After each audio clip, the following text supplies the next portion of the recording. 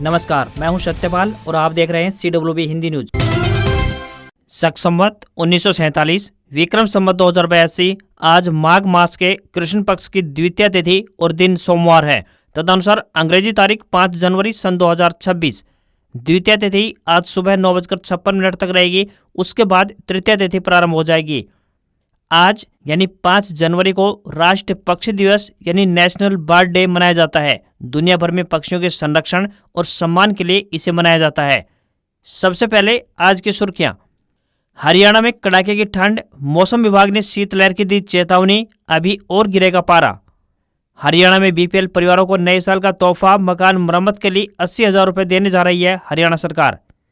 दैनिक वेतन और संविदा कर्मचारियों को बड़ी राहत, हाईकोर्ट ने नियमित करने का दिया आदेश। नारनौल में सरपंच ने खरीदी 11 लाख रुपए की भैंस, डीजे और फूल मालाओं के साथ किया जोरदार स्वागत। 40 दिन के पैरोल पर जेल से बाहर आएगा डेरा प्रमुख राम रहीम, इस आश्रम में बिताएगा अपनी छुट्टियां। भिवानी में 71 महिला टीचरों को किया सम्मानित, विधायक बोले सावित्रीबाई फुले ने किए अभूतपूर्व कार्य, उनके जीवन से लेनी चाहिए प्रेरणा। Haryana college cadre assistant professor भर्ती फाइनल रिजल्ट जारी। HPSC फिजिक्स विषय में सिलेक्ट हुए 80 कैंडिडेट, खाली रह गई 16 पोस्ट। CUET UG 2026 के लिए रजिस्ट्रेशन शुरू, 31 जनवरी एप्लीकेशन की लास्ट डेट। 5 जनवरी यानी आज से मिलेंगे गणतंत्र दिवस परेड 2026 के टिकट, कीमत 20 रुपए से लेकर 100 रुपए। पहली बार 2 कुबड़ वाले ऊंट समेत कई जानवर चलेंगे कर्तव्य पथ पर। उत्तराखंड के गंगोत्री में तापमान -22 डिग्री सेल्सियस पहुंचा तो नदी झरने जमे। राजस्थान के 14 जिलों में कोहरे का अलर्ट, दिल्ली में फ्लाइट्स में हो रही है देरी। और चीन बोला अमेरिका मादुरो को तुरंत रिहा करे, राष्ट्रपति को अगवा करना गलत। तो वहीं उत्तर कोरिया भी वेनेजुएला के समर्थन में, कहा अमेरिका गुंडागर्दी कर रहा। और अब खबरें विस्तार से। हरियाणा में पहाड़ों पर हुई बर्फबारी का असर देखने को मिल रहा है। लगातार 3 दिन से सूर्यदेव के दर्शन नहीं हुए हैं। दिन और रात के तापमान में लगातार गिरावट के साथ कड़ाके की ठंड का दौर शुरू हो गया है। प्रदेश के कई इलाकों में शीतलहर का प्रभाव बढ़ रहा है। तो वहीं प्रदेश के नारनौल में दिन का तापमान सबसे कम पाया गया है, जो कि 14 डिग्री सेल्सियस रिकॉर्ड किया गया। ठंडी हवाओं के कारण महेंद्रगढ़ में तापमान गिरकर 4 डिग्री सेल्सियस पहुंच गया है। हिसार का तापमान 5.2 डिग्री सेल्सियस रिकॉर्ड किया गया। साथ ही अंबाला में दिन का तापमान 14 डिग्री सेल्सियस दर्ज किया गया। हरियाणा में मौसम 8 जनवरी तक खुश्क रहने की संभावना है, लेकिन 5 यानी आज और कल 6 जनवरी को बीच बीच में हल्के बादल छाए रहने की संभावना है। इस दौरान वातावरण में नमी होने से हरियाणा के ज्यादातर इलाकों में धुंध और कोहरे की स्थिति बनी रह सकती है। कुल मिलाकर 10 जनवरी तक कड़ाके की ठंड का अनुमान है। दिन और रात के तापमान में गिरावट आने की संभावना है, जिससे ठंड और बढ़ सकती है। इसी के साथ मौसम विभाग ने वाहन धीरे चलाने की सलाह दी है।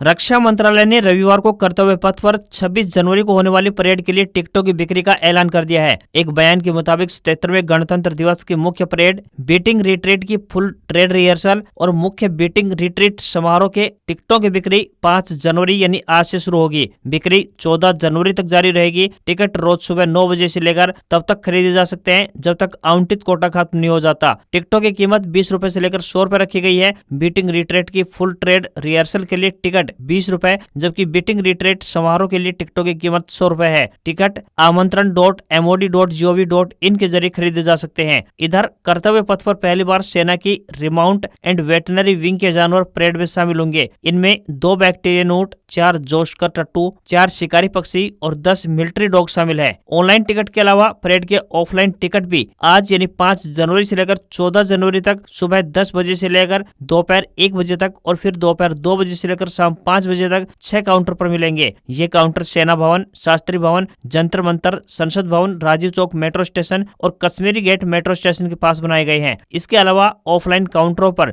मूल फोटो आईडी जैसे कि Aadhaar card, voter ID, driving licence, PAN card, passport या केंद्र या फिर राज्य सरकार से जारी आईडी कार्ड दिखाने पर ऑफलाइन टिकट उपलब्ध होंगे। तीनों कार्यक्रमों में सेम फोटो आईडी भी दिखानी होगी। हरियाणा के महेंद्रगढ़ के अटेली खंड से एक सराहनीय खबर सामने आई है। यह गांव सलीमपुर की सरपंच आरती ने समाज सेवा की मिसाल पेश की है। सरपंच आरती ने अपने अब तक के कार्यकाल के दौरान प्राप्त सारा वेतन गांव के बच्चों के भलाई कार्य पर खर्च कर दिया है। कुमारी आरती के इस काम से पूरे गांव में उनकी प्रशंसा हो रही है। हर कोई उनकी इस सराहनीय पहल की सराहना करते हुए थक नहीं रहा है। सरपंच आरती ने राजकीय उच्च विद्यालय गोकुलपुर और राजकीय प्राथमिक पाठशाला सलीमपुर के कुल 190 बच्चों को ट्रैक सूट व जूते बांटे। उन्होंने जरूरतमंद एवं गरीब बच्चों को गर्म कपड़े और जूते बांटकर समाज सेवा का काम किया है। इससे बच्चों एवं गांव वालों में खुशी का माहौल दिखाई दिया। इसके अलावा भी उन्होंने स्कूल के ग्रुप डी कर्मचारियों को चादर ओढ़ाकर सम्मानित किया। गांव वालों ने सरपंच आरती की इस पहल को अन्य लोगों के लिए प्रेरणा बताया। सरपंच आरती सिंह राव ने बताया कि उन्होंने अब तक सरपंच पद से तकरीबन 1.5 लाख रुपए का वेतन मिला है। उन्होंने इस राशि को खुद खर्च न करके बच्चों की भलाई के लिए खर्च किया है।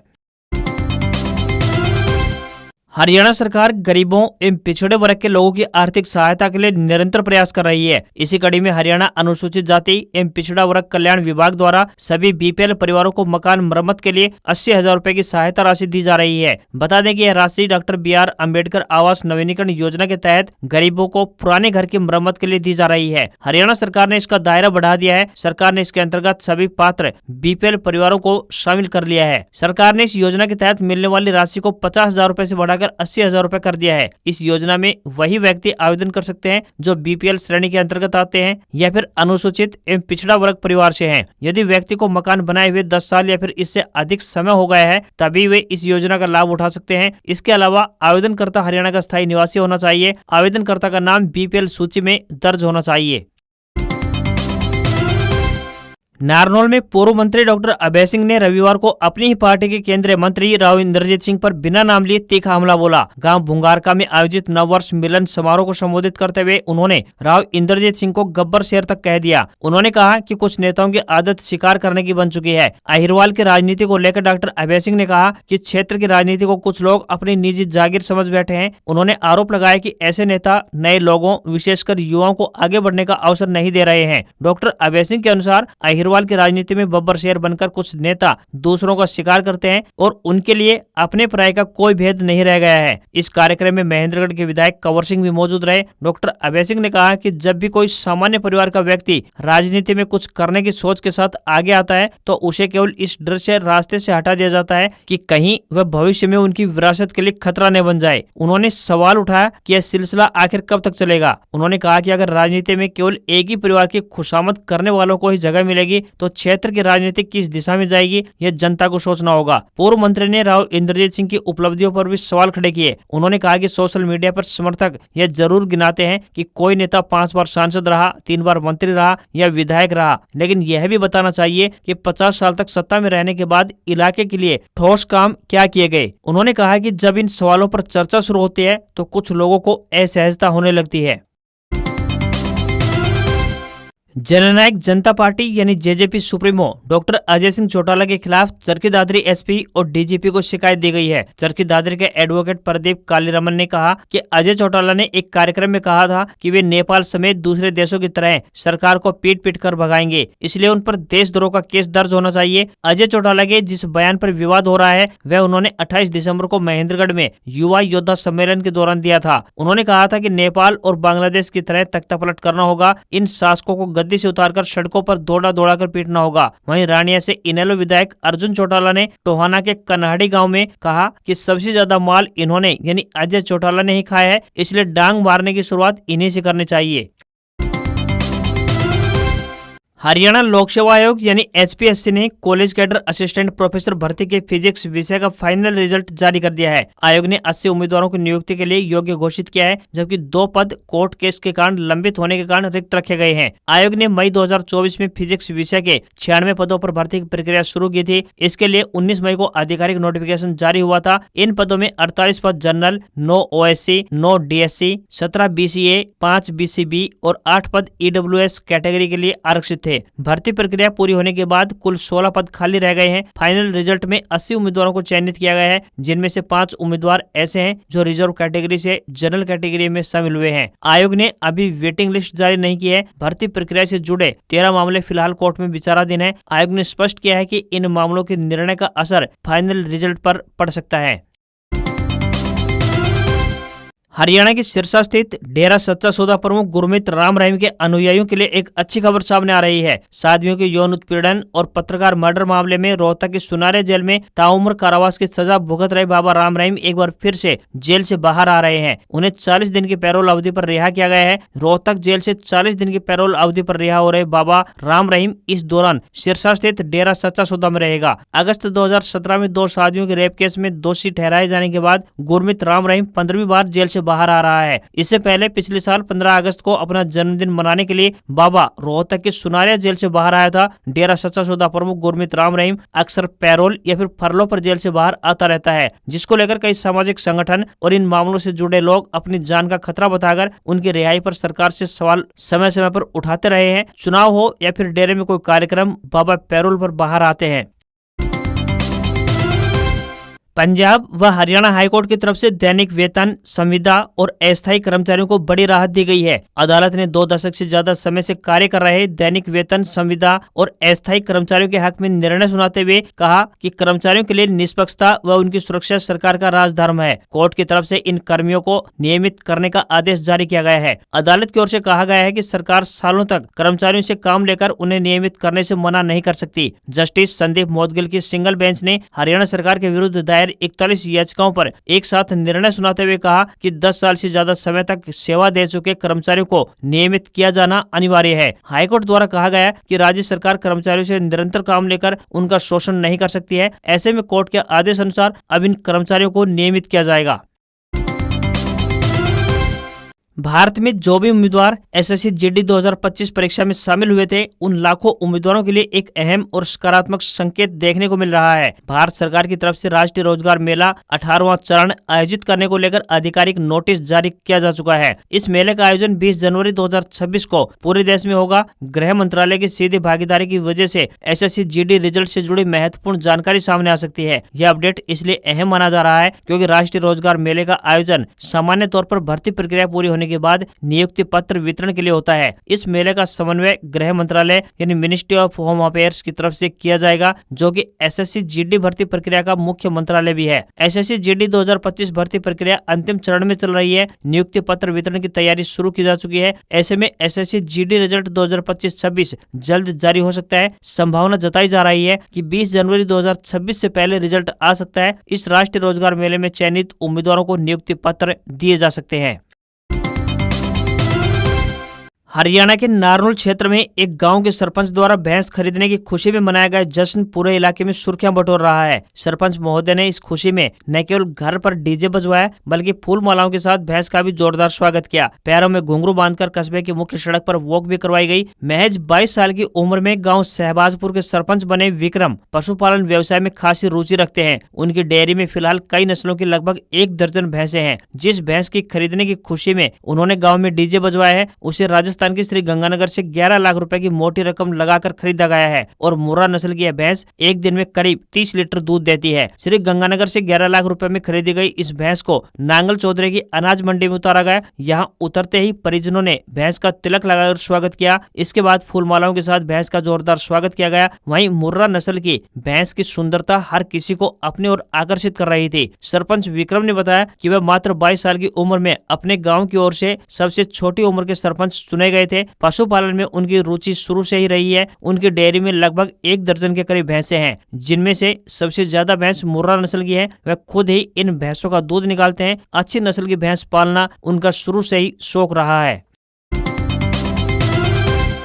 रेवाड़ी सैनिक स्कूल गोठड़ा की ओर से विभिन्न पदों पर भर्ती के लिए आवेदन मांगे गए हैं। जो भी उम्मीदवार इन पदों के लिए इच्छुक हैं, वे अपने आवेदन ऑफलाइन माध्यम से भेज सकते हैं। आपको बता दें कि ये भर्तियां कॉन्ट्रैक्ट आधार पर 1 साल के लिए की जाएंगी। जो भी उम्मीदवार इन पदों के लिए इच्छुक हैं, वह डाक के माध्यम से अपने आवेदन भेज सकते हैं। टीजीटी सोशल साइंस के लिए आवेदक इतिहास, भूगोल, अर्थशास्त्र या फिर राजनीति विज्ञान में से किन्हीं 2 विषयों सहित स्नातक पास होने चाहिए, जिनमें से एक विषय इतिहास या भूगोल हो, तथा बीएड व सीटेट पास होना चाहिए। आवेदक के बीएड या स्नातक में संबंधित विषयों में न्यूनतम 50% तथा एग्रीगेट न्यूनतम 50% अंक अवश्य हो। वहीं लोअर डिवीजन क्लर्क के लिए आवेदक 10वीं पास हो तथा उसे कंप्यूटर का ज्ञान होना चाहिए, जिसके पास 40 शब्द प्रति मिनट की टाइपिंग स्पीड भी होनी चाहिए। टीजीटी अंग्रेजी विषय के लिए इंग्लिश विषय में 50% अंकों सहित स्नातक पास तथा बीएड व सीटेट पास होने चाहिए। मैच मैनेजर के लिए 10वीं पास तथा कैटरिंग संगठन संचालन का कम से कम 5 वर्ष का अनुभव व मैच अकाउंट्स मेंटेन करने में योग्य हो। न्यूनतम आयु 21 वर्ष और अधिकतम आयु 35 वर्ष तय की गई है। साथ ही मैच मैनेजर व एलडीसी के लिए न्यूनतम 18 वर्ष जबकि अधिकतम आयु 50 वर्ष तय की गई है। आवेदन करने की अंतिम तिथि 16 जनवरी है। सैलरी 31,442 रूपए से लेकर 17,942 रूपए अलग अलग पोस्ट वाइज पर मंथ मिलेगी।